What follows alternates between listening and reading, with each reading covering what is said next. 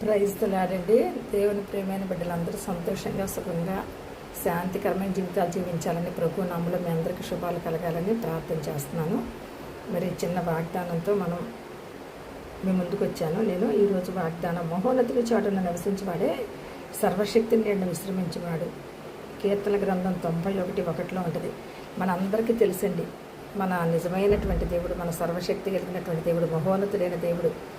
ఆయనకి మించిన శక్తి లేదు, ఆయనకు మించిన బలం లేదు, ఆయనకు మించినటువంటి దేవుడు లేనే లేడు. ఏకైక దేవుడు, సర్వసృష్టిని సృష్టించిన ఆ సృష్టికర్త అయినటువంటి ఆ దేవాది దేవుడు చాటును మనం నివసించడం ఎంత మేలో, ఎంత మనోహరమో. ఆ దేవుడు మనకి ఇచ్చినటువంటి గొప్ప వాగ్దానమును బట్టి ఈరోజు దేవునికి వందనాలు, స్తుతులు, స్తోత్రాలు చెల్లించుకుందాం.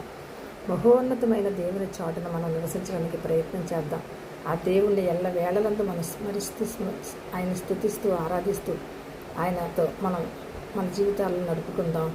ఆయన ఎల్ల వేళలందు మనల్ని దీవించే దేవుడు, కాపాడే దేవుడు. ఆయన బిడ్డల్ని ఎంతో ప్రేమించేటటువంటి దేవుడండి. ఆయన ప్రేమను మనం అందరం కూడా రుచి చూచినటువంటి వారమే. మనం అందరం దేవుని తెలుసుకున్న ప్రతి కుమార్తె కుమారుడు కూడా ఆయన యొక్క దివ్య వాక్కుల్ని మనం నెమరు వేసుకుంటూ మన జీవితంలో ఆయన చేసిన ప్రతి మేలుకు కృతజ్ఞతార్పణ చెల్లిస్తూ మనం ముందుకు సాగుదాం. దేవుడు ఈ వాగ్దానాన్ని మనందరి పట్ల దీవించి ఆశీర్వదించును గాక. ఆమేన్.